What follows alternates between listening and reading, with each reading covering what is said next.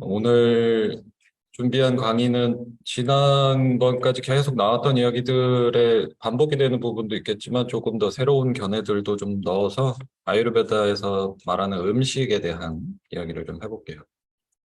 네. 아유르베다 음식학이라는 주제로 준비를 해봤습니다. 이제 제가 지금 한국 아유르베다 협회라는 단체 아래 진행하고 있는 과정의 제목이기도 하거든요. 아유르베다 음식학.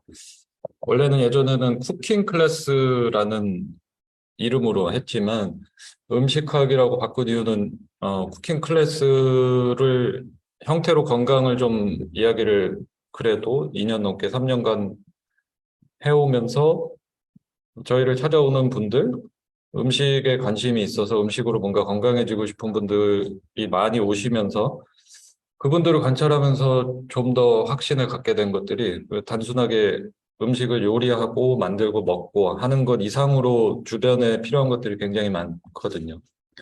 그러니까 건강해지고 좀 삶이 개선이 되시고 마음의 불편한 것도 내려놓을 수 있으려면 음식만 진짜로 쿠킹만 공부해서는 변화를 이루기가 너무 어렵다. 여기 오신 분들도 그럴 거예요. 이게 오늘 사실 PPT 자료에 준비된 내용의 후반부로 갈수록 왜 건강하게 먹지 않는가에 대한 이야기를 많이 다루고 있지만 여기 오신 분들이나 저희한테 쿠킹 클래스를 들으러 오셨던 분들 중에는 누구보다 열심히 드시고 요리도 많이 배워보시고 공부를 많이 하시는 분들이 계시거든요. 네, 그런 분들도 반드시 알고 계셔야 될 것이 음식이 할 수 있는 영역이라는 거는 반드시 존재하고 건강하게 변화하는데 음식은 굉장히 큰 역할을 하는 게 맞지만 그것 외에도 챙겨가셔야 될 것이 분명히 존재하는 거. 이거를 통틀어서 담은 게 아유르베다 음식학입니다. 네. 자, 그래서 음, 본격적으로 들어가 볼게요.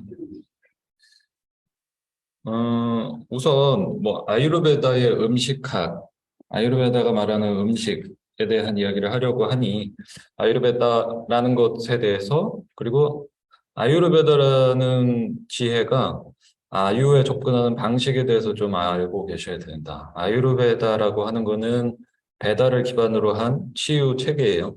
베다라는 지혜 덩어리에서 나와서 사람을 치유해주겠다라고 하는 지혜인데 여기에서는 이 아유르베다라고 하는 단어 속에다가 아유르베다가 하고 싶은 이야기를 가장 추구하는 것을 담아 놓은 것이기도 해요. 아유르베다가 그래서 제가 풀어서 설명을 드리는 게 아유라는 것에 접근하는 방식에 대해서 좀 생각을 해볼 필요가 있다. 현대의학의 것이나 현대과학이나 요즘 여러분들이 접하게 되는 의학 정보, 건강 정보들이랑 다른 점이 여기에 있어요. 아유라는 것은 아유라는 것은 인생이라는 뜻을 가지고 있고 배다라는 것은 지혜라는 뜻을 가지고 있어요. 그래서 인생에 필요한 살아가는 데 필요한 지혜인데 여기에서 이 아유라는 것을 인생이라는 것을 살아가는 주체는 개개인이기 때문에 저도 마찬가지죠. 그러니까 저도 아유고 여러분 개개인도 다 아유라고 생각을 하시면 되는데 이 개개인이 삶을 살아가는데 필요한 지혜를 주고자 했단 말이에요. 그러니까 현대과학에서는 살아가는 사람이 주체가 되는 학문이 그렇게 많지는 않아요. 그러니까 음식으로 예를 들어봐도 그렇고 주인공이 누가 되느냐가 굉장히 중요한 얘기거든요. 그러니까 요거는 이제 뒤에서 차근차근 설명을 드리겠지만 아유르베다라고 하는 학문은 의학이라고 부를 수도 있고 생활의 지혜라고 부를 수도 있는 이 종합적인 지혜가 인생을 접근하는 방식에 대해서 우선은 좀 이해를 해보실 필요가 있다. 이게 가장 먼저 아유르베다가 던지고자 하는 화두는 이거예요.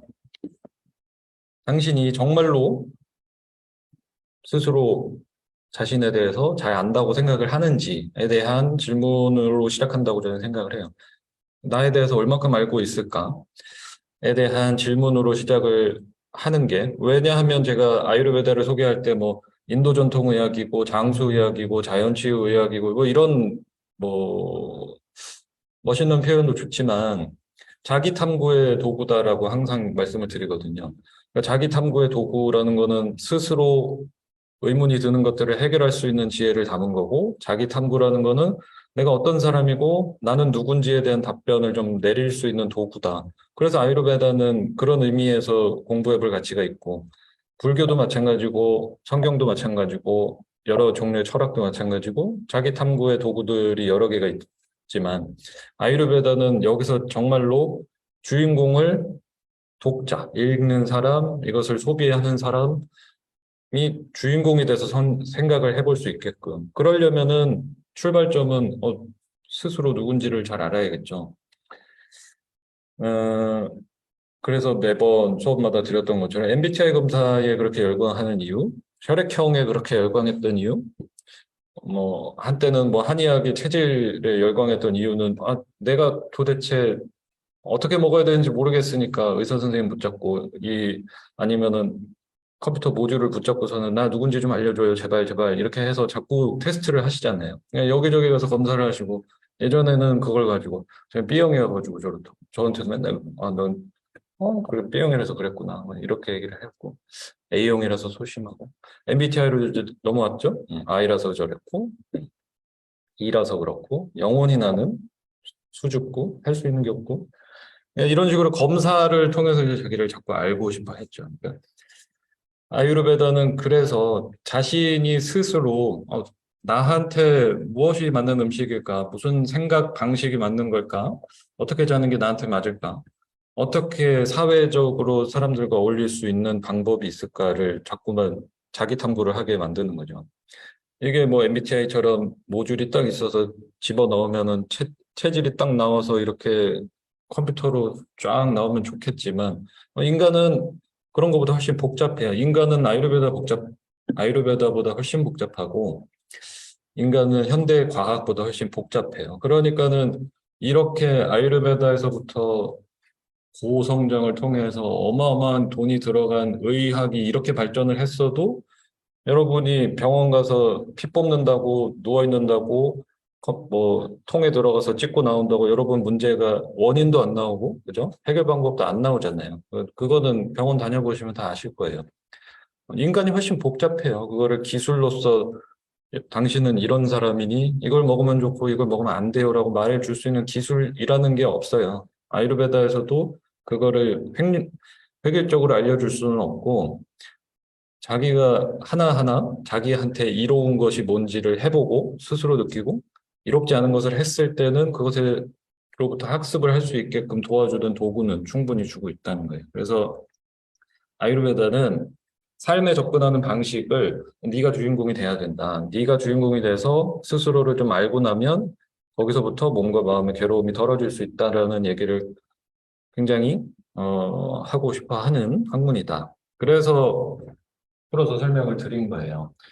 자기를 알아차리는 스스로를 인지하는 데 필요한 학문이 아유르베다라고 생각을 하시면 되고. 그래서 아유가 라이프, 인생이라는 뜻을 가지고 인생을 살아가는 주체는 여러분이니까 삶의 주체에 대한 배다, 지혜를 담고 있습니다. 그래서 나를 잘 아는가? 물어보시면은 잘 몰라요. 그죠? 여기도 이제 그래서 오셨을 거예요. 그래서 어떻게 먹어야 되는지 잘 모르겠고, 어떻게 해야 마음이 편해지는지 잘은 모르겠다. 이게 이제 저는 저를 몰라요라는 말과 사실 똑같은 거잖아요. 그러니까 이것을 자기를 알아가는 탐구용으로 아유르베다는 이제 출발점을 거기서부터 출발을 해야 된다라고 하는 거예요. 그냥 단순하게 뭐 쿠킹 클래스 와서 레시피를 배우고 식단을 짜주면 나는 건강하고 행복해지겠다.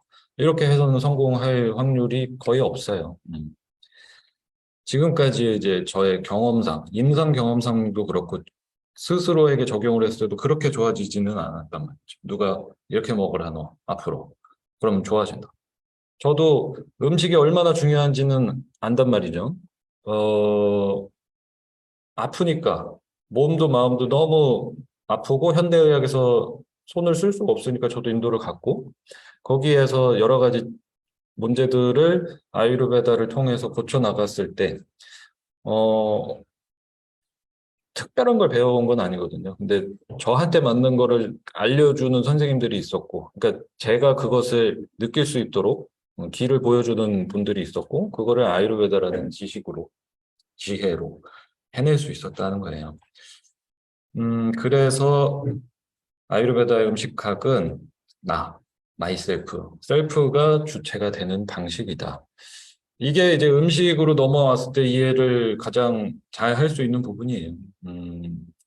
아까 말씀드린 것처럼 아유르베다는 음식이라는 주제가 딱 있을 때 어, 내가 주인공이에요. 내 소화력.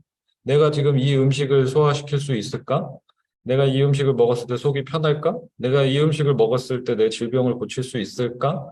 이렇게 접근을 하는 게 아유르베다 방식이라면 현대과학의 방식은 이 식재료가 가진 영양소 A, 저 식재료가 가진 영양소 B, 이렇게 조합해서 먹으면 비타민과 무기질과 단백질, 탄수화물의 균형이 맞기 때문에 건강한 식단. 그러니까 거기에 맞춰라. 이게 이제 영양소가 주체가 되는 거죠. 그래서 그럼 현대과학이 옳은 거냐, 아유르베다가 옳으냐, 그거는 문제가 아니에요. 그거는 생각하실 필요가 없고, 내가 지금 어느 시점에서 바라봐야 될까를 생각을 해보시란 말이에요. 내가 지금 건강하신 분이면 현대과학을 차라리 공부를 해서 영양학을 공부해서 어떻게 식단을 꾸리면 이거를 다 가져와가지고 내가 건강한 인간이 될 수 있는가. 그대로 따라가면 되거든요.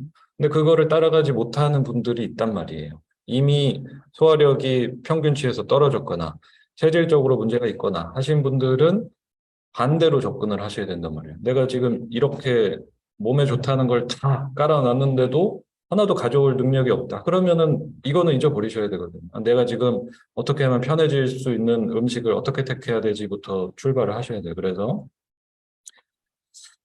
아유르베다의 음식학은 자기가 주체가 되는 방식이에요. 식재료에 대한. 그래서 이제 수업에서도 굉장히 많이 뵙게 되거든요. 질문이 들어오는 것도 뭐 쿠킹 클래스에서 소화력을 중심으로 하는 레시피를 시연을 하고 같이 식사를 하면 거기서 항상 듣는 선생님 그럼 단백질은요? 어떻게 해요? 이렇게 항상 물어보세요. 단백질은 뭔지도 몰라요. 단백질이 뭔지도 모르겠고 오메가3가 뭔지도 몰라요. 근데 그냥 많이 먹어야 되는데 하니까 이거 필요한 거래 하니까 그걸 꼭 찾으신단 말이죠. 그러니까 자기 속에서는 난리가 나고 있고 막 마음도 불편하고 잠도 안 오는데 그럼 모르 단백질은 어떻게 해? 콩만 이렇게 먹어가지고 돼요 선생님 이러신단 말이에요. 그러니까 어디 무엇이 중요한지를 빨리 생각을 하셔야 돼요. 자기 소화력을 먼저 생각을 하는 방식으로 전환을 해보실 필요가 있습니다. 음, 그렇기 때문에 자기 소화력이 주인공이 못 되기 때문에 건강에 접근하실 때 다 좋은 거, 몸에 좋은 거, 영양 흡수율 좋은 거, 함축 함량 높은 거 이런 것만 쫙 깔아 놓으시고서는 이거를 꼭 챙겨 먹어야지. 밥은 못 해 먹으니까 시켜 먹어야 되니까 나는 바쁘니까 뭐 어떻게 해야 되니까 그래도 근데 좋은 건 먹어야지. 그래서 그것만 계속 가져오시는 거예요. 그러면은 내 소화력이 그거를 감당할 수 있을까? 못 하거든요. 그러니 역효과만 나는 거죠.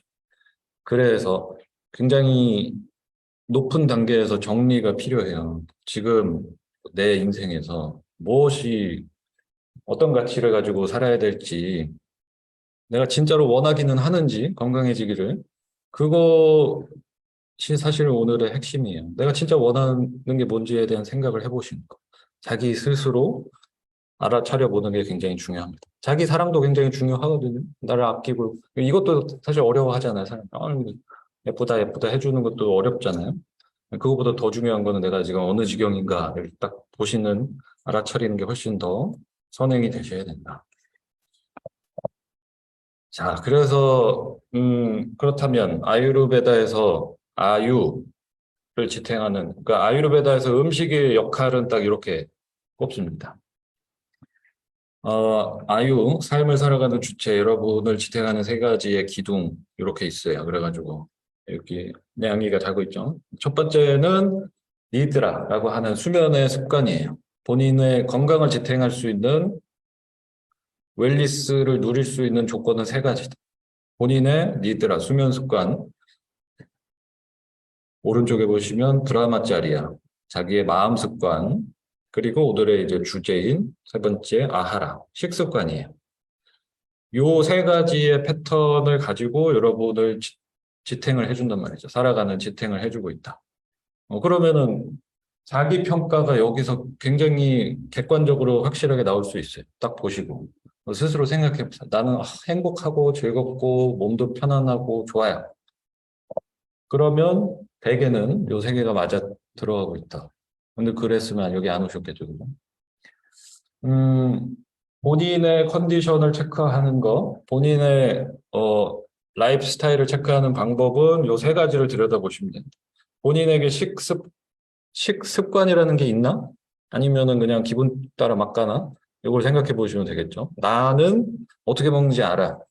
몸이 안 좋을 때는, 배가 아플 때는 이걸 먹어야 되고, 이걸 먹으면 안 되고, 이런 규칙이 있고, 나는 몇 시에 먹어야 되고, 어느 정도 먹어야 될지 속이 편하다. 이 정도를 알고 있는지. 그래서 내가 일주일로 봤을 때 전체적인 나의 식습관이라는 게 있다. 그러시면 된 거예요. 두 번째는 이제 수면 습관이죠. 수면 습관도 패턴이 가장 중요해요. 패턴. 다른 거 다 필요 없고 패턴이 있으시면 된다.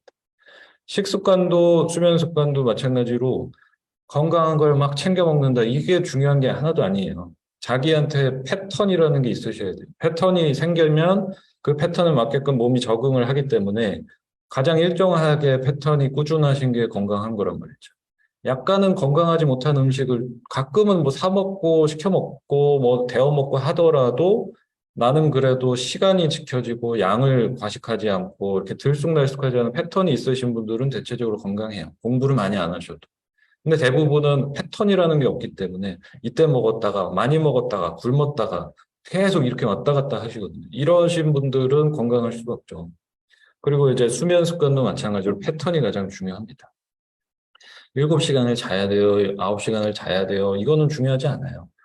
이 사람이 보통 평균 수면 시간이 어느 정도로 일정하게 유지가 되는, 그리고 잠이 드는 시간과 깨는 시간이 일정하시면은 가장 건강할 수 있다. 물론 그 안에서 미니멈 5시간, 뭐 맥시멈 7시간에서 8시간, 요거는 이제 지켜가면서 자야 되지만, 그래도 패턴이 있는 게 좋다. 왜냐하면 대부분은 못 자다가 주말 10시간. 이게 이렇게 가죠. 모든 사람이 거의 다 그러죠. 그러니 월요병이 심해질 수밖에 없고. 그러니까 못 평상시에 수면 패턴이 어떤지를 보시면 되고. 마지막은 이제 마음 습관이죠. 마음 습관. 본인의 마음 습관이 어떠냐. 무슨 일이 땅 하고 터졌다. 무슨 사건이 생겼다. 누구랑 대화를 했다. 했을 때 그 후 처리를 어떻게 하시고 있느냐. 네. 누구랑 대화를 하는데 대화할 때는 하죠. 무슨 일이 터졌으면 그걸 이렇게 바라보고 그 다음에 처리를 내가 하는 습관을 보시면 돼요. 어, 저거 미친놈. 전현이 이러고 그렇게까지 하는 거는 인간다운 거죠. 뭘 보고 화딱 누굴 막 이렇게 짜증나는 일이 생겼는데 그걸 보고서는 뭐 모든 게 내 탓이고 뭐 삶은 사랑으로 보다듬어 줘야 되고 뭐 이건 미친 거죠. 그렇게 할 수는 없으니까. 그리고 또라이를 만났을 때 이상한 일이 생겼을 때 어우 짜증나 젠장 쌍욕을 하고 거기서 끝나면 되죠. 근데 보통은 마음 습관이라는 게 그렇지 못해서 본인이 이제 잠재 의식을 그렇게 만들어 놨기 때문에 특정한 이벤트가 생기면 사진을 쫙 찍어요. 뇌에서 사진을 쫙 찍어가지고 기억을 저장을 합니다. 그 감정이랑 같이. 그래서 그걸 계속 가지고 가요. 미친놈을 만났다. 도대체 여기서 이 대목에서 저 사람이 왜 나타났을까? 저 사람은 왜 나한테 이런 얘기를 할까? 이게 무슨 의미일까? 내가 지금 무슨 마가 꼈나? 뭐 삼재인가? 5만 가지 생각을 하죠. 그래서 나랑 싸운 그 사람, 나를 불편하게 했던 그 사람은 되게 신나게 잘 살고 있는데 나는 그 사람을 붙들고 기억 속에서 떠올리면서 너무 화가 나고 그러니 자기의 기분이 항상 처져 있고, 그죠? 우울감에 빠지고. 나중에는 이제 그게 그 사람의 기질이 된단 말이죠. 캐릭터가 돼요. 보통들 물어보세요. 주변에서 이렇게 다운돼 있는 사람들 물어보시면 왜 그래?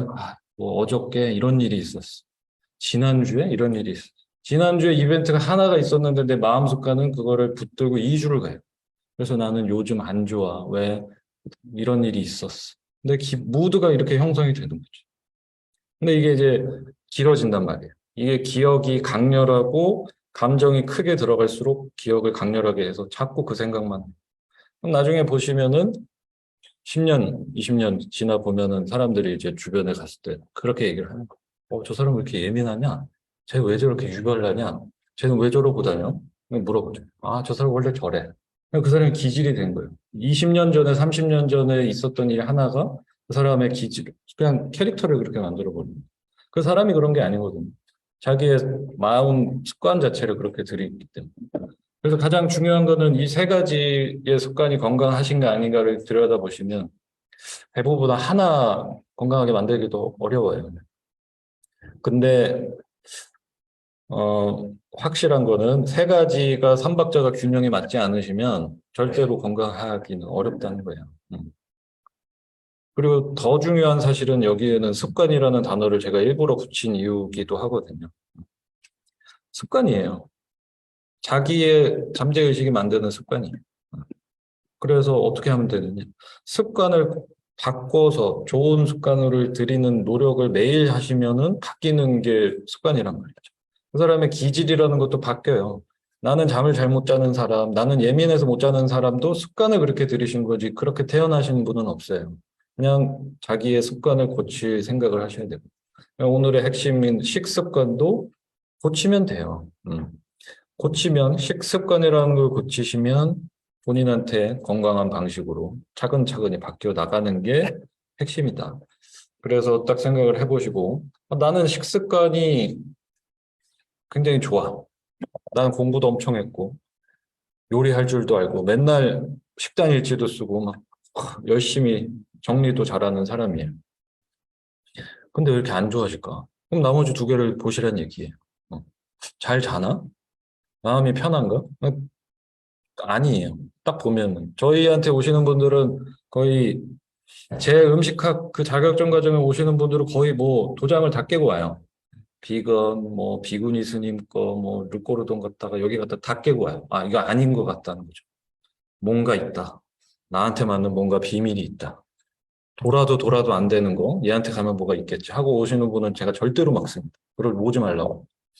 왜냐하면 지금 할 만큼 했다. 식습관이라는 거는 공부를 물론 제가 지금 앞서 나열한 것들을 다 공부해 보면서 이거는 아닌 것 같아요. 아유르베다 방식이라는 거는 자기가 주인공이 돼야 되기 때문에 그냥 내가 차려서 해야겠다 해서 시작을 한 건데 어느 정도 노력을 열심히 하고 식단을 잘 챙기시고 패턴도 만드셨는데도 좋아지지 않는 거는 나머지 두 개를 놓치고 있다는 거예요. 그래서 대부분 그렇게 오시는 분들 보면 굉장히 신경이 날카로워져 있고 굉장히 스트레스가 많아요. 이거를 어떻게 고쳐야겠다 하시는 굉장한 기대와 집착이 있기 때문에 이 브라마짜리아가 완전히 깨져버려서 이분들은 어떤 식습관 교육을 받아도 좋아질 수가 없어요. 그리고 그 예민한 성격 때문에 그 집착 때문에 잠은 당연히 못 자고 있을 거고. 그러니까 아유르베다 음식학에서 제가 교육하는 것도 이 세 가지에 대한 이야기를 전반적으로 계속해요. 음식에 대한 얘기만 해가지고는 좋아지기는 굉장히 어렵기 때문에. 왜 인간이 복잡하게 만들어져서 그렇다. 자, 그래서 여기에서 이제 음, 음식. 혹시 여기까지 질문 있으세요? 혹시? 음식에 대한, 음식의 역할? 음식을 먹었을 때 어떤 일이 일어나는지를 보시면은, 아하라라고 하는 음식을 먹으면 우리 몸속에 있는 아유르베다식으로 얘기를 드리는 거예요. 아그니라고 하는 게 있다. 아그니는 이제 이게 활활 타는 불을 생각하면 되고, 그래서 그냥 소화력일 수도 있고, 그냥 오늘은 열 에너지라고 이제 제가 표현을 하겠는데, 아하라. 음식을 먹으면 우리 몸이 가지고 있는 열 에너지가 이거를 이제 처리를 하겠죠. 소화, 흡수, 대사를 하겠죠. 그러면 뭐가 생기느냐? 첫 번째가 이제 다뚜라고 하는 신체 조직을 만들어요. 7가지의 신체 조직을 만든단 말이죠. 근육도 만들고, 뼈도 만들고, 지방도 만들고, 골수도 만들고, 이렇게 뭐, 여러 가지, 7가지의 신체 조직을 만든단 말이죠. 뭐, 이런 의미에서 이제 내가 먹는 음식이 내가 된다라는 말을 현대의학에서도 이제 하기 시작한 거죠. 아유르베다에서는 아하라가 다뚜가 된다, 이렇게 얘기를 하는 것처럼. 자기가 먹은 음식이 열에너지의 치환을 통해서 신체 조직이 되고, 첫 번째. 두 번째는 굉장히 중요한 부분인데, 대사물질을 만들어요. 음식을 처리를 했으면 그 음식들이 가지고 있는 성질을 가지고 흡수, 대사, 배출 통해서 호르몬과 같은 대사물질을 만듭니다. 이게 굉장히 중요한 포인트예요. 현대인들한테 가장 크게 문제가 생기고 있는 요 부분. 대사물질을 만드는데 여기에서 이제 나오는 호르몬들이 하는 역할은 순환도 시키고 몸의 전체적으로 뭐 혈액순환이든 신경의 순환이든 뭐든 순환 자체를 일으키게 하고 호르몬이라고 하는 거는 메신저예요, 메신저. 여러분들, 여성분들에게는 더 크게 작용을 하고 있죠. 호르몬이라고 하는 거는 그냥 메신저라고 생각을 하시면 돼요. 몸에서 피 속에다가 호르몬을 이렇게 쏴요. 어디서? 호르몬 분비 기관이 있겠죠. 호르몬 분비 기관에서 피에다가 표 하고 호르몬을 쏘면 그 피를 타고 해당 기관에 가서 일을 시작해요. 소화를 시작해요. 그럼 소화액을 분비하고. 이제 생리혈을 모아야 된다. 그럼 생리혈을 모으고. 지금 배출을 해야 된다. 그럼 배출을 시키고 하는 게 호르몬이라는 거죠. 이 메신저 역할을 하는 대사 물질을 만들어요. 그러니 음식에서부터 이 호르몬의 영향이 굉장히 크다는 것을 알고 계셔야 돼요. 그래서 본인이 호르몬 관련 문제를 가지고 있다. 음식에서부터 기인하는 경우가 굉장히 큰 거죠. 단순하게는 호르몬 합성이 잘 되지 않도록 음식이 망가져 있거나, 두 번째는 음식 속에 여러분들이 알고 있는 환경 호르몬, 이런 것들이 들어가 있을 때, 요새 뭐라 그러더라? 내분비 교란 물질 같은 게 이제 들어가는 거죠.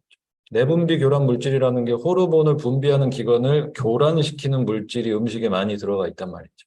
그거를 환경 호르몬이라고 하는 거예요. 우리 인간의 몸에서 만들어지는 호르몬이 아니라 밖에서부터 합성이 돼서 만들어져서 들어오는 호르몬이 굉장히 무서운 거거든요. 왜냐하면 나는 몸 안에서 호르몬이 왔다 갔다 하면서 소화도 되고 생리도 되고 잠도 자고 모든 일이 일어나고 있는데 음식을 딱 먹었는데 거기에서 잘못된 호르몬이 들어오게 되면 교란 물질이 들어왔기 때문에 호르몬에 문제가 생긴단 말이죠. 수치가 이상해지고 분비해야 되는 기관에서 일을 안 해요. 왜? 이 사람은 밖에서 자꾸 호르몬을 들여오니까 분비할 필요가 없어요. 이런 식으로 가시다 보면 이제 특히 여성분들 같은 경우에 좀 갑상선의 기능에 문제가 생기기 시작하고. 그러니까 외부적으로 들어오는 호르몬도 이렇게 무섭다. 그리고 호르몬을 교란하는 물질들이 어떻게 들어오느냐. 냄새로 들어오고, 입으로 들어오고, 피부로 들어와요. 세 가지 있다.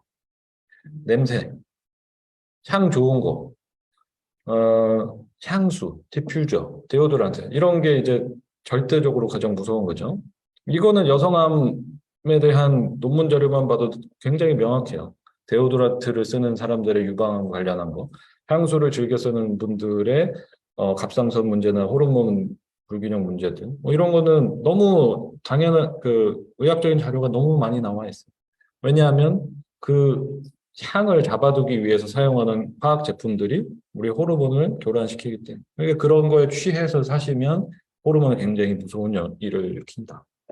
두 번째는 이제 코로 들어오는 것, 두 번째는 입으로 들어오는 거죠. 입으로 호르몬이 들어올 일이 뭐가 있느냐? 동물을 키우기 위해서 소나 그죠? 동물한테 호르몬 주사를 맞추면 알을 많이 낳거나 우유를 많이 만들거나 그죠? 몸집을 키우거나 할 수가 있는 거죠. 그러면은 그 음식을 섭취를 하시면 내 몸속에 유사한 호르몬 물질이 들어오니까 또 신호가 이상해지고.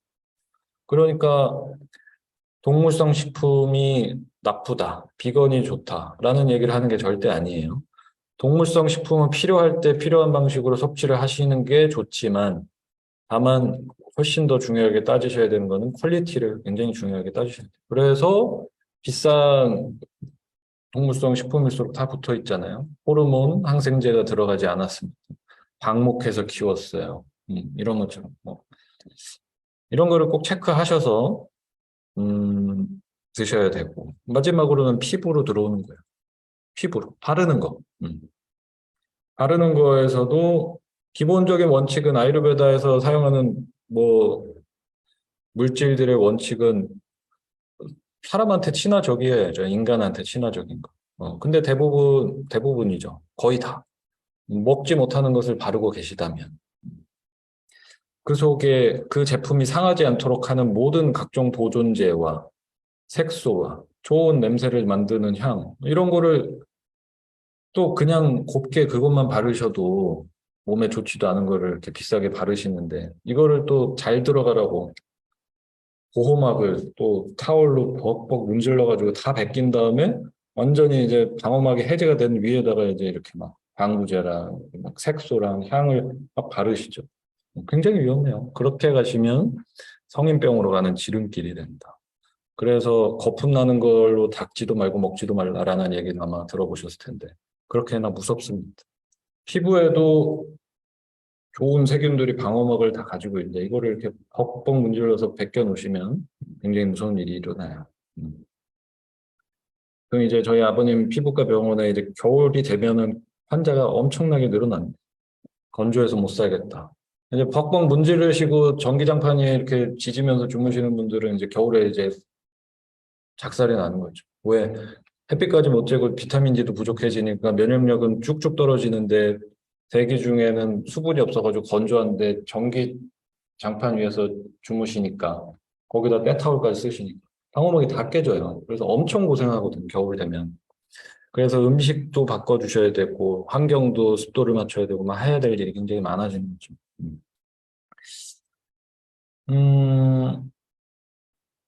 그리고 그렇게 되니까는 이제 나는 전기장판 안 써요. 때타올 안 써요. 이러시고 근데 왜 이렇게 이상할까? 문제가 있을까 해서 들어보니 전기장판이 아니라 온수 매트래요. 이거는 전자파가 안 나오는 온수 매트래. 그리고 때타올이 아니라 이게 그 되게 부드러운 걸로 이렇게 한다는 거예요. 다 하는 거예요, 그냥. 하는 거 원래대로 하는 거고. 다 똑같은 거예요. 그러니까는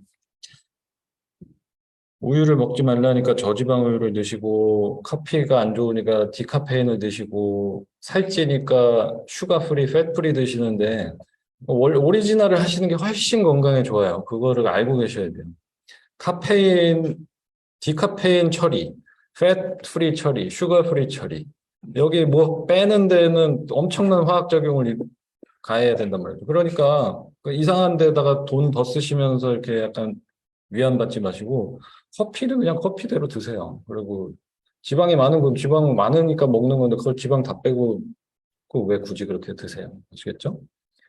어, 음, 커피가 문제면 디카페인을 마실 게 아니라 뭔가 방법을 생각을 해보셔야겠죠. 커피도 건강하게 마시는 방법이 있으니까. 자, 그리고 그렇게 해서 음식을 먹으면 조직이 형성되고 대사물질을 만들어서 우리 몸에서 이런 일이 일어나고 마지막으로는 저장도 시키죠. 저장도 시키고 남은 거는 저장시키고 필요할 때 에너지를 발생을 시킨다. 음식이 하는 일을. 여기에 이제 키워드가 에너지예요. 소화력, 음식 여기에서 가장 중요한 키워드가 에너지입니다. 음, 다시 말씀드리지만 음식 공부를 하는 상황에 음식으로서 인생에 도움이 되고 싶다고 하실 때 가장 중요한 거는 그래서 뭐 먹어요? 뭐 먹어요? 이 질문을 제발 그만하시고 가장 중요한 거는 자기 에너지를 가지고 음식 에너지랑 붙었을 때 이길 수 있는 상태를 만들어주는 게 가장 중요해요. 아시겠어요? 자기 소화력의 에너지를 잘 알고 계셔야 된다고요. 내 소화력 에너지는 어느 정도지? 그 예전에 뭐 이렇게 드래곤볼 같은 거 이렇게 딱 안경 끼면은 이렇게 전투력 수치가 나오는 게 있어요. 이런 것처럼 끼고 알아야 돼요. 내 지금 전투력이 소화력 에너지가 한 30이다. 근데 눈앞에 80짜리 얘랑 붙으면 내가 이길까 질까를 그냥 해보자. 이미 한 10번 해서 이렇게 배탈도 나보고 했지만 또 붙어보자. 이렇게 하지 마시고, 싸움에서 안 되겠다. 그럼 먹지를 말아야죠. 그죠? 이런 식으로 자기 소화력 에너지랑 음식 에너지를 계산을 하실 줄 알아야 돼요. 내 지금 소화력 에너지가 어느 정도인지도 아셔야 되고. 소화력 에너지는 체질 따라서도 다르고 지금까지 먹어온 습관에 의해서도 다르고 나이대에 따라서도 다르고 계절에 따라서 계속 달라진단 말이에요. 그러니까는 식단을 받아서 검사해가지고 차트지 한 장 받아서 그대로 먹을 생각을 하지 마시라는 거예요. 그렇게 할 수가 없는 이유가 본인 소화력이 계속 바뀌기 때문에 자기가 측정을 하시고 음식 플레이트에 있는 걸 보고서 이건 안 되겠다 하고 안 먹어야 되는데 좋은 거야, 안 좋은 거야. 뭐, 들었을 때 단백질, 고단백이라서 좋대. 계속 먹는 거죠. 그러니까 배탈 난 애한테 자꾸 소화 잘 되라고 요거트를 계속 먹이시고, 그죠? 뭐, 비염이 심한 사람한테 안 맞는 거를 계속 먹이시고, 피부 질병이 터졌는데도 안 맞는 거를 계속 드시는 이유가 좋다니까, 열량이 높다니까, 에너지가 좋은 거라니까, 그렇게 먹는단 말이죠. 그런 거를 하루빨리 중단을 하셔야 된다. 그래서 본인의 소화력 에너지는, 어떻게 높일 수가 있을까를 생각을 해보시면, 그러면 또 이제 또 똑같은 거 하겠죠. 소화력에 좋은 거 먹는 걸 어떻게 찾아보면 될까? 이 생각을 버리시고, 내가 지금 가지고 있는 이 비루한 몸뚱어리, 이 소화력을 어떻게 존중해서 키울까? 어떻게 보존할까에 집중을 하시는 게 훨씬 나아요. 이거를 가지고, 어, 뭐, 매실은 또 위에 좋다고, 그죠? 뭐, 유산균은 또 좋대요. 그러니까 이 생각만 해가지고 자꾸 찾아가지고 장에 좋다는 거 또 사가지고 먹어서 소화력을 높여야지라는 생각을 오늘 제발 버리시고 내가 지금 가지고 있는 소화력을 끌어올리겠다 이 생각만 하시면 된다는 거예요. 존중만 해도 소화력이 올라가요. 존중만 해도. 그럼 어떻게 존중하냐? 본인한테 물어보세요. 내가 지금 내 몸속에 들어있는 이 불 에너지, 소화 에너지를, 열 에너지를 존중을 하는 사람인지 아닌지는 제가 어떻게 압니까? 본인한테 물어봐야죠. 물어보세요. 아침에 일어나서 밤에 잘 때까지 내가 뭘 마시고 뭘 먹는지를 생각을 해보시면 똑같이 반대로 생각을 해보세요. 나한테 그걸 시킨다고 생각을 해보세요. 그럼 나는 이 사람이 나를 존중해주는 느낌이 들까? 월급을 제대로 주고 있나? 이 생각을 해보시란 말이에요. 아침에 음식이랑 나랑 반대로 생각을 해보시라고. 그러면 존중하고 있는지 안 하는지가 나온단 말이에요. 내 아침에 늦게 일어났어요. 어제 또 늦게 자가지고. 어제 치킨 맥주 먹고 넷플릭스 보다가 2시에 잤어. 아니, 수리남 보고 2시에 잤어. 근데 7시에 출근해야 돼서 막 깨워서 일어났어. 일하래요. 그러면서 이제 찬물을 막 끼얹고 소화시키라. 아이스 아메리카노 막 부으면서 먹어라. 이거 소화시켜라. 그러면서 해가지고 출근했어. 좀 있으니까 또 친구 옆에서 하루 경과는 또 건강에 좋은 거야. 먹어라. 또 줘. 난 졸려가지고 좀 쉬려고 그러는데 또 툭툭 치면서 먹어. 이제 또 점심시간이 되니까 나가죠. 김치찌개에다 백반을 쫙 거하게 먹고 이만큼 먹고 배가 터질 것 같지만 60배는 따로 있으니 따라와라. 또 먹어 이거. 때리면서 먹어. 케이크에다 이거 커피 먹으란 말이야. 먹고서 완전히 이제 쉬고 싶어. 조금 쉬려고 그러면 좀 또 졸리니까 얼음물을 끼얹어. 아이스하면 먹어. 빨리. 저녁 되니까 또 한 상 차림 먹고 이것도 과일은 몸에 좋은 거니까 또 과일 한 사발 먹어라. 하루 종일 본인을 이렇게 툭툭 치면서 계속 먹어라 하는 거 생각을 해보세요. 그러면 이게 존중을 받고 있을까? 내가 힘을 써야 될 때 에너지를 쓸 수 있을까를 생각해 보시면 절대로 아니란 말이죠. 그래서 본인의 소화력 에너지는 얼만큼 자기가 존중을 해주느냐에 따라서 쉬는 시간만 확실하게 주시고 일할 때 화끈하게 일 시키고 이렇게만 하셔도 돼요. 근데 그 일의 퀄리티가 좋으면 주어지는 것의 퀄리티가 좋아지면 더 좋아지겠죠. 그러니까 그런 식으로 하나씩 바꾸시면 돼요. 소화력 에너지의 경우는. 그런 상태에서 자기의 에너지 레벨을 생각을 해보시고 시동이 잘 안 걸리는 아침 시간대 같은 경우에는 음식이랑 싸워서 이기기가 굉장히 어려우니까 당연히 상식적으로 생각해도 좀 따뜻하게 가볍게 시작하시는 게 시동을 거는데도 좋겠죠. 내가 지금 아직 시동이 안 걸렸는데. 그러고 나서 활동을 하고 아침부터 따뜻한 차 한 잔 마시고 잘 쉬었다가 점심에 에너지가 딱 모였을 때 건강한 음식을 한 끼 딱 먹어주고 그리고 나서 열심히 했으니까 쉬어. 그러고서는 쉬는 시간을 충분히 주시고 그리고 나서 저녁 때 또 다시 불이 활활 타오를 때 저녁 식사를 딱 드시고 그 패턴만 있어도 된다는 거예요. 막 유별나게 건강식을 챙겨 드시지 않아도 그렇게 하면 일의 능률이 오르겠죠. 근데 그걸 깨놓으시니까 소화력이 줄줄 셀 수밖에 없는 거고. 그런 식으로 내 지금 소화력 상태가 내가 지금 눈앞에 있는 이 음식을 먹는 데 있어서 이길 수 있을까를 생각을 해보시란 말이에요. 그래서 아프면 죽을 먹는 이유가 너무 과학적인 거죠. 내 소화력이 지금 막 아파가지고 20까지 막 떨어져 버렸어요. 근데 이 음식을 여기다가 뭐 과일 한 사발을 이렇게 먹겠다. 생각만 해도 막 몸이 춥고 아파서 못 먹을 것 같아요. 그러니까 소화하기 쉬운 뭐 녹두 같은 거를 가지고 불을 가해서 열 에너지를 밖에서 막 줘가지고 막 끓여요. 내 소화력이 안에서 끓여야 될 거를 밖에서 가스불이 막 열심히 끓여요. 거기에 막 생강도 들어가고 막 불이 나는 거를 막 지어가지고 물도 많이 들어가서 텍스처가 딱 죽처럼 되게끔 해가지고 그걸 딱 먹어요. 그러면은 이 음식 자체가 가지고 있는 에너지가 굉장히 줄어들 거란 말이에요. 밖에서 열 에너지로 이미 썼으니까. 그럼 그렇게 먹으면 속이 편안한 거죠. 왜 내 에너지 싸움에서 지지를 않으니까. 이런 식으로 자꾸 생각을 하셔야 돼요. 그래서 어떤 음식이 좋은 건가에 대한 거는 키워드는 에너지를 항상 생각하시고요. 자기가 가지고 있는 열 에너지, 야근이는 소화 흡수 대사를 하는 역할을 하고 있기 때문에 음식이 가진 에너지, 그거는 칼로리가 될 수도 있고요. 단백질이 될 수도 있고, 지방이 될 수도 있고, 무기질이 될 수도 있고, 비타민이 될 수도 있는 거예요.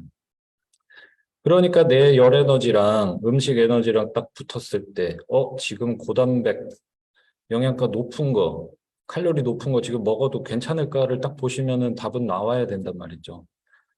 그 에너지 싸움에서 질 때 나타나는 증상이 뭐가 있느냐?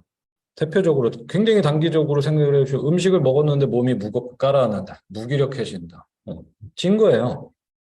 가벼운 음식, 건강한 음식을 드셨을 때 기분이랑 딱 봐도 이거 진짜 헤비해 보이는데라는 음식 먹었을 때 어떻게 되는지를 보시면 되잖아요. 딱 먹었는데 몸이 가볍다. 에너지 싸움에서 이긴 거죠. 먹었는데 딱 봐도 정제 탄수화물 그득그득한 거에다가 지방이 엄청나게 많고 거기에 막 유제품에 범벅이 되고 이런 거를 딱 먹었을 때 너무 가볍고 활기차고 그러시진 않잖아요. 먹으니까 와 역시 몸이 무겁다. 에너지 싸움에서 진 거예요. 이게 단순하게는 몸에 무거워지고 하는 거지만 이제 이게 습관화가 되시면 손발이 차가워지는 거, 가스가 차는 거, 얹힌 듯한 느낌이 드는 거, 응? 두통이 오는 거, 에너지 싸움에서 진 거란 말이죠. 근데 이게 장기화가 되면 어떻게 되느냐? 비만, 당뇨, 고혈압, 암 이렇게 가는 거예요. 거기에서 이제는 더 심해진 게 우울증까지 온단 말이죠. 에너지 싸움에서 계속 지게 만드시면 우울증까지 가는 거예요. 음식이 본인의 무드까지 결정을 해버리는 거죠.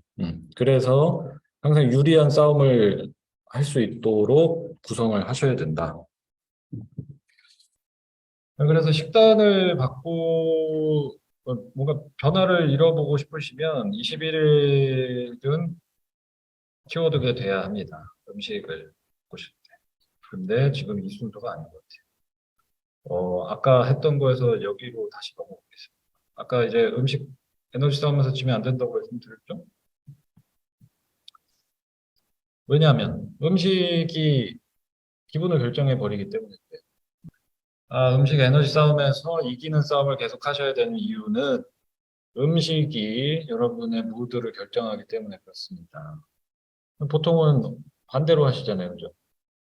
기분에 따라서 음식을 선택하실 거예요. 근데 그러면 그 음식 따라서 또 기분이 그렇게 바뀔 거예요.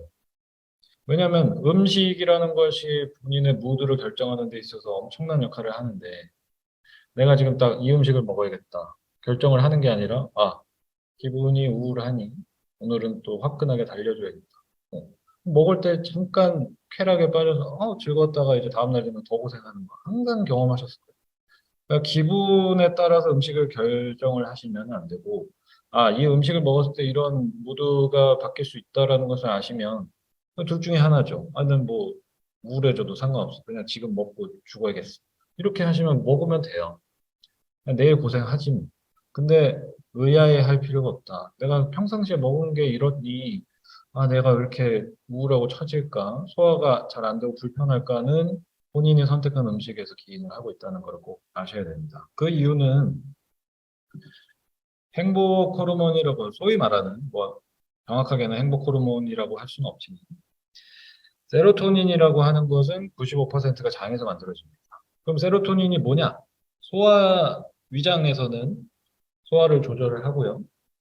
중추신경계에서는 여러분들의 기분, 업다운을 시킬 수 있고 수면의 질을, 식욕을, 기억과 학습을 담당하는 게 세로토닌 호르몬이라고. 그러니까 이게 합성이 잘 안 된다. 그렇게 됐을 때는 행복하기가 어려워지는 거예요. 이게 과학적으로 밝혀진 사실이란 말이죠. 내가 밥을 먹고 나면 무거워요. 애누 싸움에서 졌어요. 내가 밥을 먹고 나면 손발이 차가워지고 얹히는 느낌이 나고 항상. 내가 지금 고혈압, 비만, 당뇨로 가고 있다. 호르몬 불균형 문제를 앓고 있다. 과학적으로가 뇌에서 즐거움을 느낄 수가 없어요. 행복감을 절대로 느낄 수가 없단 말이죠. 그렇기 때문에 음식의 선택은 굉장하게 까다로워야 한다는 거죠. 본인이 음식을 어떻게 먹느냐에 따라서 장의 건강한 상태에 따라서 굉장히 행복해질 수도 있는 거고 굉장히 우울감에 빠질 수도 있는 거예요. 현대의학에서 하나같이 이야기를 합니다. 의사들이 굉장히 경고를 하고 있어요. 우울증이 폭발적으로 증가하는 게 왜 그러냐 하니 뭐 현대인들의 업무 스트레스가 많아요. 뭐 그러면 뭐 우리 아버지 세대 때는 더 힘들었죠, 더 빡셌죠. 요새는 뭐 즐거운 MZ 세대들이 편하게 일을 하고 있기 때문에 주 5일을 해도 컴플레인이 나오는 마당이죠. 돈을 300만 원을 줘도 사람 구하기가 어려워진 세상이에요. 그래서 절대로 스트레스 때문이 아니에요. 업무 스트레스 때문이 아니라 음식이 망가지기 시작하면서 대부분의 사람들의 장 건강, 장 속에 있는 이 라이닝이 완전히 망가지면서 세로토닌 분비가 굉장히 망가지고 있다. 그래서 우울증이 폭발적으로 증가를 하고 있다는 거예요. 음식을 소비하는 패턴이 너무 쉬워지고 음식을 너무 쉽게, 너무 안 좋은 음식을 너무 쉽게 소비할 수 있는 환경이 되다 보니까. 그리고 상업적으로 발전을 하다 보니 값싸게 고기, 유제품, 치즈 이런 것들을 공급을 해야 되다 보니까 여기에서 이제 음식 퀄리티가 엄청나게 떨어지기 시작. 이제 그런 거를 소비를 하니까 가뜩이나 장 건강도 안 좋아서 세로토닌도 안 만들어지는데 외부에서 들어오는 동물이 받은 스트레스, 거기서 발생한 코티졸 호르몬까지 막 들어와 버리니까 음식만 먹어도 막 깔아앉는 거예요, 사람이. 마구마구 지치게 되는 거죠. 그러니 여기에 이제 중독증까지 겹쳐가지고 내가 먹으면 무거워지고 기분이 처지는 걸 알면서도 이걸 먹게끔 만드는 거예요. 그게 이제 염증 수치가 높은 사람들의 특징이죠.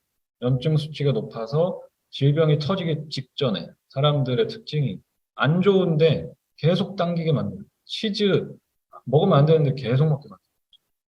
탄수화물 정제한 거 먹으면 안 되는데 계속 빵, 국수, 떡을 끊지를 못하는 거예요. 계속 먹는 거예요. 왜? 염증 수치가 이미 욕구를 뒤집어 놔버렸기 때문에 원하지 않는 거, 아니, 몸이 원하지 않는데 정신적으로 필요하다고 생각해서 계속 먹게 되는 거죠. 음식 중독증이 이렇게 무섭단 말이죠.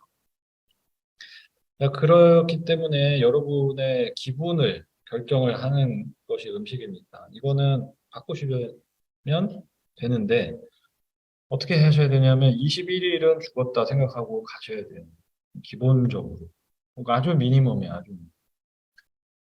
여러분이 이제 건강하게 음식을 먹고 변화를 하겠다. 그러면 아주 미니멈 위장의 환경이 바뀌는 데까지 21일은 예외 없이 가셔야 돼요. 예외 없이.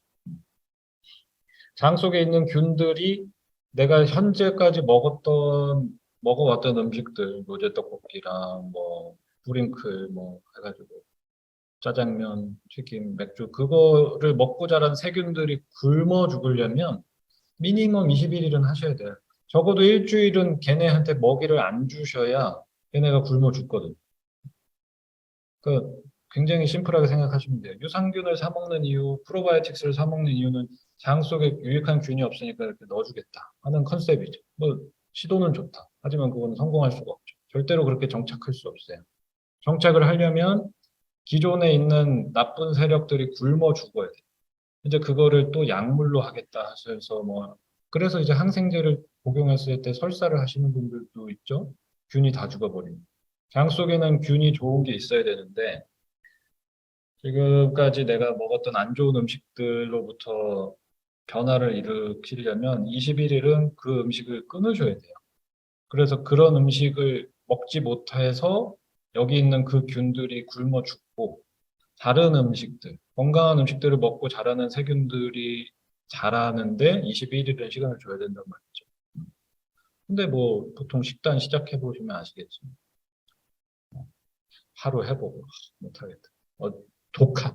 난 독한 년이야. 이래가지고 막 일주일을 하고서는 오늘은 지침대에서 조지고. 이래가지고 절대로 안 바뀌어요. 21일은 예외가 없다. 그냥 죽었다 생각하고 스님돼야지 하고서는 이렇게 먹어보세요. 바뀌어요. 이 과학적으로 그런 얘기예요. 그러니까 절대로 뭐 나 좀 도전해봤다 하셔가지고 그 수준 가지고는 안 된다. 여러분이 그거를 이제 비율로 쉽게 설명을 드리면 그냥 평균적으로 말씀을 드리는 건데 여러분이 먹는 음식대로 균의 종이 쌓이고 거기에서 병이 나올 수도 있고 행복감이 나올 수도 있는 거잖아요. 그러면은 이 유익균만 평생 채우면서 살아야 되냐? 절대로 아니다.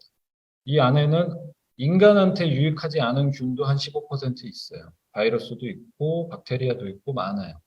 그 균이 15% 정도의 세력만 가지고 있게 놔두시면 돼요. 85%는 나한테 유리한 상태로 있으셔야 질병이 없는 상태가 딱 이 비율. 내가 건강할 수 있는 상태. 근데 여기서 비율이 깨진다. 15%의 유해균이 세력을 높인다. 그러면 이제 그 균종에 따라서 병이 발병을 하는 거죠. 그래서 이것만 유지하시면 돼요.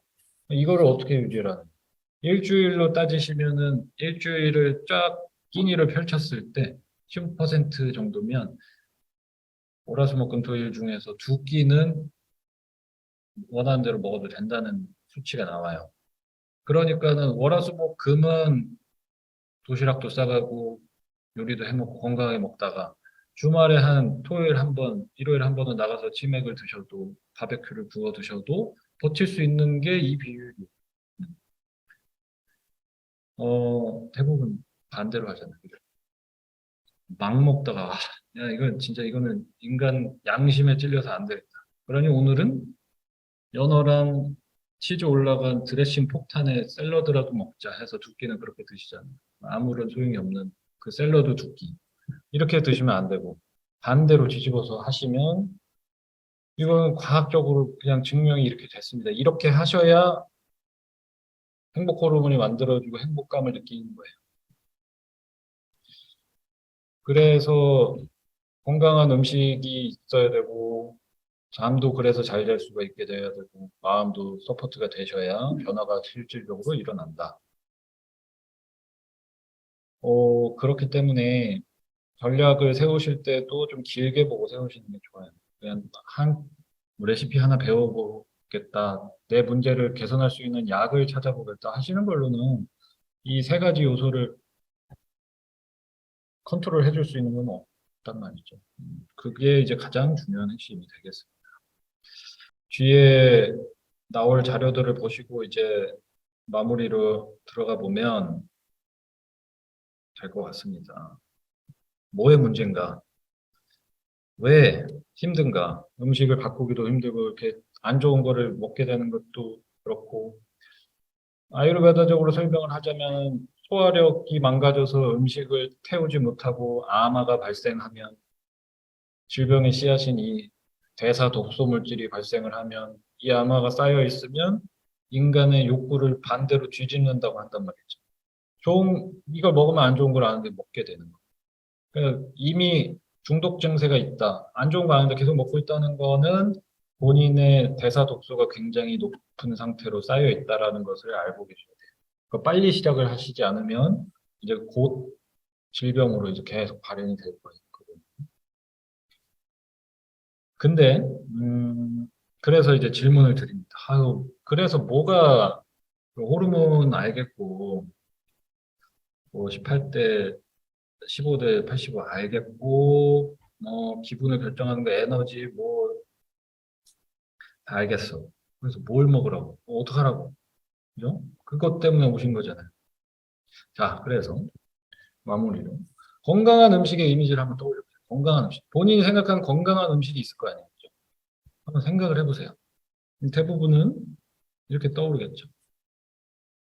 보기만 해도 식욕이 뚝뚝 떨어지는 브로콜리와 그 생강, 강황, 각종 콩들, 파슬리, 음, 가지.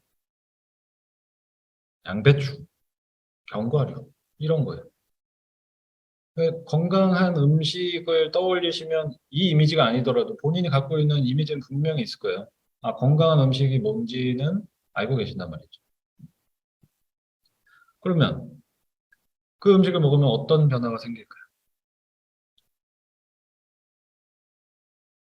어떤 변화가 생기겠어요? 내가 알고 있는 그 건강한 음식을 일주일에 85% 비율로 드시면 무슨 변화가 일어날까요? 네, 무슨 변화가? 어려운 질문입니까? 건강해지겠죠. 그죠? 내가 생각하는 건강한 음식 일주일에 두 끼 빼고 그거 다 드신다고 생각을 해보세요. 어떻게 되겠어요? 건강해지겠죠. 그죠? 이거 어려운 문제였나? 그 다음에 건강미 넘치는 육체미, 육체파. 남성, 여성을 떠올려 보세요. 생각을 해보세요. 딱 있죠? 미친 듯이 왜 쫄바지 입고 사이클 타시는 아저씨들 막, 그리고 등산, 하이킹 다니시고, 어디 이상한 짓 하시는 분들도 있지만, 하이킹 다니시고, 수영 다니시고, 막 미친 듯이 뛰어다니고, 막 이런 사람들 있잖아. 나 힘들어 죽겠어서 방에서 치킨 먹을 때 막 한강 러닝 뛰어오고, 막 이런 정신 나간 애들 있잖아. 그거 딱 떠올려 보시란 말이에요. 건강한 육체를 가진 사람들을 딱 떠올려 보세요. 그러면은, 어, 어떻게 하면 저렇게 될까? 어떻게 해서 저 건강한 육체를 갖게 됐을까를 우리는 다 알죠. 쟤는 저렇게 항상 퇴근하면 운동하러 가. 주말마다 등산을 가. 여름이면 수영 가고, 겨울에는 스키 타러 가고, 사이클링을 다니고 해요. 어떻게 하면 몸이 건강해지지? 이렇게 운동하면 돼요. 그러면은 답은 나왔죠. 건강해지는 방법을 모르는 분은 여기 수업 들으시는 분들 중에 아무도 없어요. 누가 자꾸 왜 내 카메라를 끄고 있어요. 그래서 잘 생각을 해보시란 말이에요. 여러분이 건강한 육체를 가지고 활력이 있게 그리고 속이 편안하게 건강할 수 있는 방법 모르는 사람은 아무도 없어요. 운동을 꾸준히 하시면 되고 식단을 내가 생각했을 때 그 식욕 떨어지는 그 음식을 일주일에 두 끼 빼고 그걸 먹어야 된다. 생각을 해보세요. 헉, 벌써 하기가 싫잖아요. 그러니까 건강한 음식, 건강한 습관, 모두가 알아요. 모든 인간은 다 알고 있어요. 왜? 자라오면서 건강한 음식이라는 것으로 학습된 것은 누구나 다 있어요.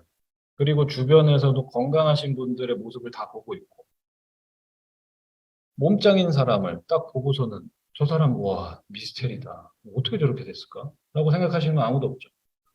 쟤는 저기 맨날 헬스장에서 쇠질 하면서 살았겠구나. 누가 봐도 알아요. 아, 그러면 몸이 건강해지고, 그거는 이제 표면적으로 보이는 거를 상징화한 거지만, 건강한 사람들이 가지고 있는 습관, 어떻게 하면 건강해질 수 있을까는 모든 사람이 알고 있어요. 모르고서는 안 하는 게 아니란 말이죠. 이게 이제 가장 중요한 거. 그럼 그럼에도 불구하고 도대체 왜 나는 건강하지 않은가? 알겠는데, 운동을 꾸준히 하시고, 잠을 잘 자기 위해서 모든 노력을 하시고, 음식은 건강하게 먹을 수 있도록 나만의 규칙을 굳건하게 세우시고, 그럼에도 불구하고 왜 그걸 안 하냐 말이죠. 네, 이게 이제 오늘 가장 드리고 싶은 얘기예요. 본인이 원하지 않았기 때문이에요. 이게 몰라서 특별한 걸 공부하지 않아서가 아니에요. 건강하지 못하고 몸과 마음에 불편함이 있고 행복하지 못한 거는 스스로 그것을 원하지 않았기 때문이에요. 이거를 냉정하게 본인한테 적용을 하셔야 돼요. 내가 진짜로 원했나? 건강해야지, 행복해야지 하시면서 정말 원했나를 생각을 해보세요. 왜냐하면 인간이라고 하는 동물의 습성은 자기가 정한 딱 목표치까지 도달할 수 있는 습성을 가진단 말이죠. 잘 생각을 해보시면 여러분이 분명히 지금까지 살아오시면서 원해서 성취하신 게 다 있단 말이죠. 내가 저 대학을 가고 싶기 때문에 이렇게 공부를 해서 원하기 때문에 들어가야겠다. 내가 이 사람을 너무 사랑하기 때문에 인연을 만들기 위해서 열심히 해야겠다. 최선을 다해야겠다. 내가 이 회사에 들어가기 위해서. 왜? 난 그걸 원하니까. 열심히 했단 말이죠. 내가 원하는 브랜드의 자동차든 가방이든 아파트든 뭐를 갖고 싶기 때문에, 원하기 때문에 엄청나게 그거에 맞는 노력을 수반을 하셨던 거죠. 왜 내 목표치가 거기 있었어요. 인간은 딱 정해진 가치, 내가 생각했을 때, 아, 이건 중요해, 가져야겠다라고 생각하시는 가치. 여기에 목표치 딱 설정하시면 딱 거기까지 올라간단 말이에요. 이 이상은 못 올라가죠. 그러니까 꿈을 크게 갖고 도전을 하시고 노력하시는 분들은 일반적인 평균적인 사람들보다 훨씬 높은데 항상 가 있는 이유가 자기 한계를 이렇게 설정을 딱 하기 때문에. 제가 이제 저희 아버님을 평생을 보아오면서 아버님은 굉장히 훌륭한 피부과 의사시고 성공을 하신 분이지만 제가 보기에는 엄청나게 더 큰 잠재력을 갖고 있었음에도 그분은 항상 저한테 이제 말씀을 해오시고 해주셨던 게 우리 가족이 이제 우리 가족을 편안하게 살 수 있게 해주는 거, 그리고 환자를 진실되게 돌보는 거. 그분의 인생을 지금 80이 가까이 되신 의사 선생님이 딱 인생을 봤으면 본인이 얘기한 만큼 딱 이루어진 거예요. 저도 마찬가지로 지금까지 이 슈리베다라고 하는 활동을 하면서 제가 생각한 만큼만 됐어요. 그 이상으로 가지는 못했고. 제가 항상 했을 때 첫 해부터 지금까지 오면서 키친 스튜디오 해야겠다 해서 1년을 하고 요가 스튜디오 해야겠다. 요가 스튜디오 하고 그다음에 협회 해야겠다 하고 그러면서 항상 해왔던 거는 직원들 월급을 줘야 되고 월세를 내야 되고 그거 벌어야 되는데 그러니까 그만큼을 벌더라고요. 그 이상은 절대로 가지 못했어요. 왜냐하면 제가 원하는 가치가 더 그거였어요. 지금 드리고자 하는 말이 이게 건강이건 뭐건 아무 건 상관이 없다는 거예요. 그 본인이 진정으로 그걸 원하셨는지에 대한 생각을 꼭 해보셔야 돼요. 아, 이거 건강해져야 되는데, 잘 먹어야 되는데, 잠 잘 자야 되는데, 마음 편해야 되는데, 모두가 그 얘기는 누구나 다 하거든요. 근데 뒤집어 생각해 보시면, 말씀드린 것처럼, 이렇게 하면 되거든요. 이렇게 먹으면 되고, 누구나 다 알아요. 자기가 알고 있는 거를 왜 안 할까? 그거는 본인이 원하지 않기 때문이고, 그것에 대한 중요한 가치를 두지 않으셨기 때문이에요. 만약에 여러분이 그러니까 돈을 벌어야 되고 돈에 쫓기는 목표치가 설정이 돼 있으신 분들은 더 공감을 하실 거예요.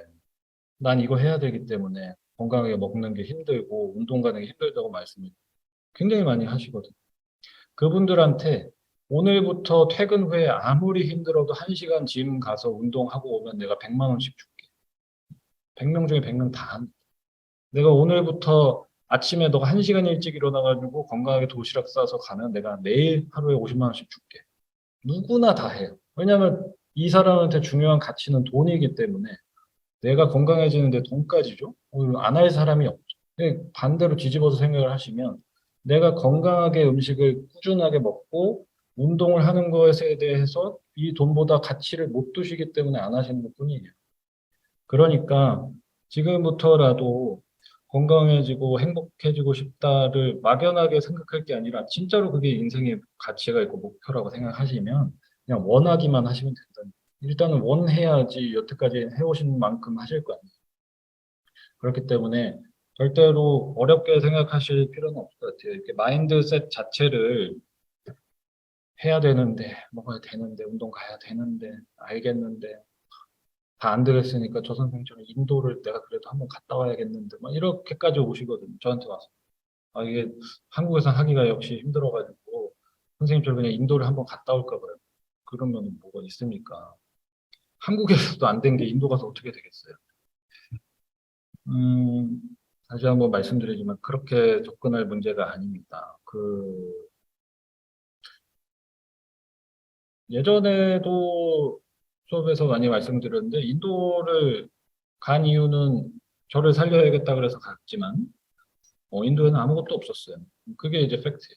인도에 가서 비밀을 찾아가지고 실마리를 풀어온 게 아니라 그냥 저를 돌아보는 시간을 가질 수 있었고, 그거를 많이 같은 목표를 가지고 나누는 친구들, 선생님들이 있었던 것이 좋았던 거죠.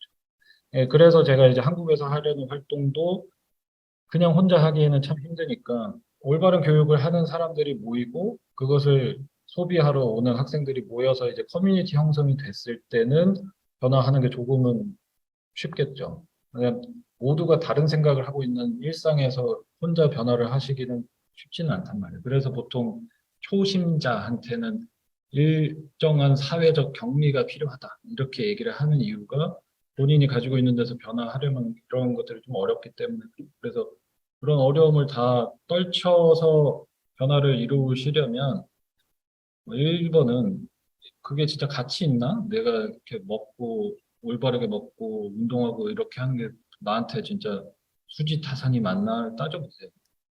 그렇게 따져보셔서 납득이 되셔야 이제 하실 테니까.